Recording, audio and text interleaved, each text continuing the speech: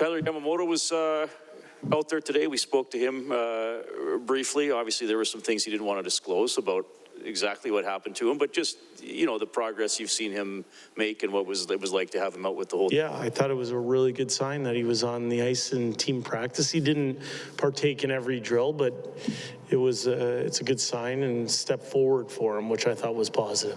You know, from talking to a lot of players over the years who have been through injuries, they often reflect back on how difficult it might have been mentally, and even if you're around the team, not around the team the same way if you're not playing. As a coach, are you conscious of that? A guy still making him feel included or things like that? Yeah.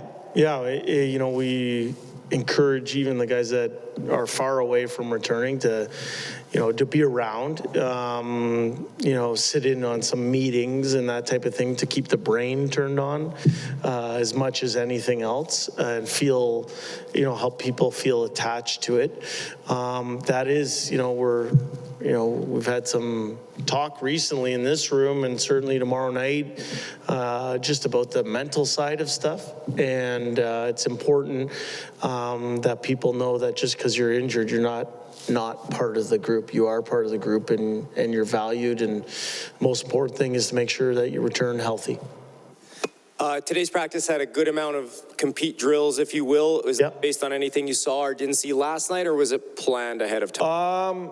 Yeah, a little bit of both, actually. You know, we think there's value to those types of drills from both sides, from the defensive side of things and just one-on-one fundamental checking skills. But on the other side, offensively, you know, that's what the game is.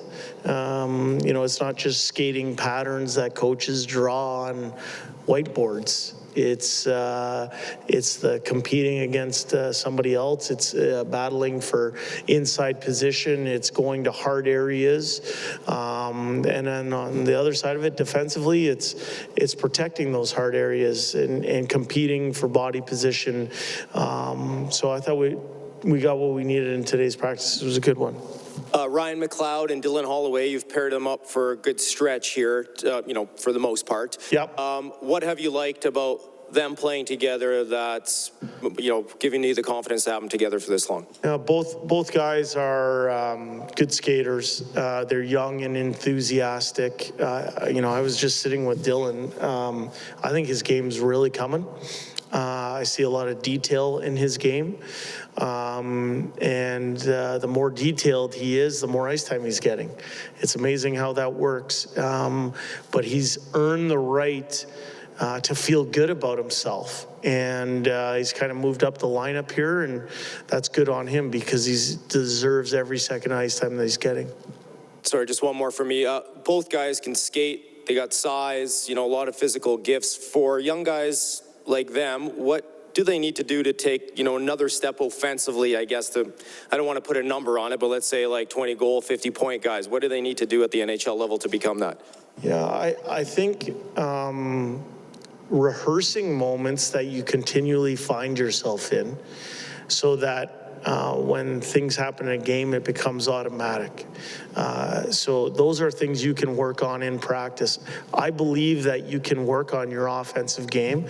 I believe a 12-goal scorer can become a 15-goal scorer just by working at those type of situations in practice, preparing yourself for that opportunity when it comes so that you're ready to make good on it.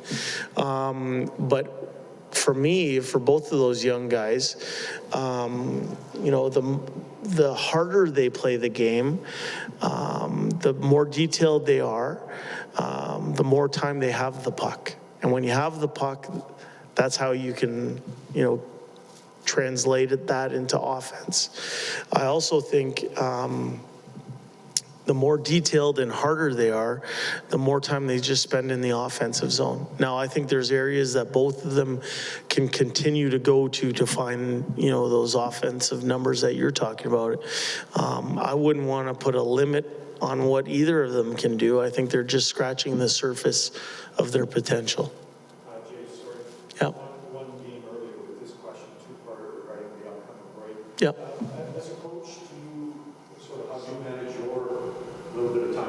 happening and workload. And for the players, do you send them away with any workout programs, or it's just, hey guys, you've got a break, relax, get ready, and then you're coming back and we've got lots and lots of. Yeah, I think, for me, we spent a lot of time in the month of January talking about using our practices to get better.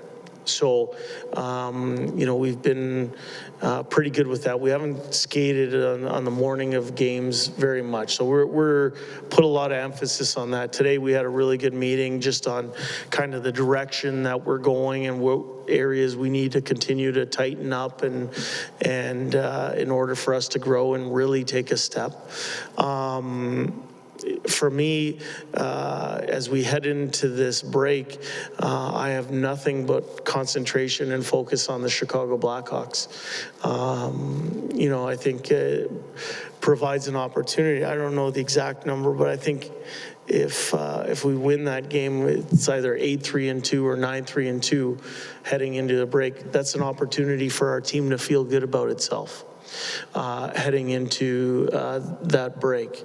For me personally, as a coach, I'm looking forward to spending some time with my family, which you don't always get with coaches' hours. And thankfully, I have a family that understands what's required of this position. But I'm looking forward to spending time with them. And then my plan is to go watch our American League team play down in Calgary because they come in towards the end of that break for us. So I'm going to go down and watch and see what players might be trending in the right direction. Other than that, in terms of to answer the second part of your question about direction for our players, we've got a sports science department that gives them everything they need in that kind of regard. But these guys are professional athletes. There's an expectation that even though they have this break, that they're taking care of themselves and that they're going to be ready to go post-break. We know how important each one of these points up for grabs is, and we don't want to waste any opportunity to get those points. So long roundabout answer is we're going to look forward to tomorrow's practice, build on today's practice. We're going to be ready for a Chicago Blackhawks team, and we want to feel good about ourselves heading into that break. So teams can't play their best hockey every game of the year. There's going to be nights where you just don't have it. As a coach, is it just, can you be that cut and dry and say, there's nothing wrong, we just didn't have it last game, move on? I think there's, even when you're playing at the apex of your game, I think there's areas that you can continue to improve at. I don't think last night was our A game or A+ game, but I didn't think it was a C game. I thought the other team did some good things. They deserve credit for finding the 2 points. Thought we were in position to win that game. We made an individual error that cost us a point. And we couldn't find that third goal in order to outscore that error.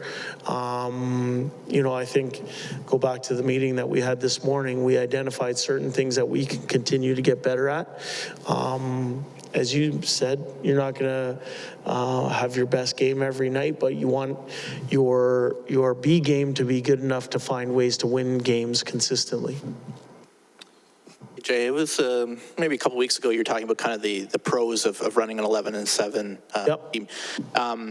But that's not the traditional way of doing things, and you have obviously used 12-6. I just wonder, what maybe I don't know, the pitfalls are the right word, but if you know when it's kind of run its course, or do you feel like it's maybe getting to that point? You could look this up, DNB, but I think when we decided to go 11-7 started in the New York Islander game. I think we're 7-0-2 in that time.